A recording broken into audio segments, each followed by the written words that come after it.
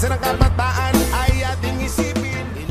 Para day sa mga tropa natong riders, travelers, and in case mapadpad mo sa Dipolog and gusto mo dito mo stay overnight, so na ako'y ma-recommend ninyo na mugaway, bago o barato Erabila Travelers Inn. So makita ni siya sa 071-A Amatong Street, Mipotak, Dipolog City.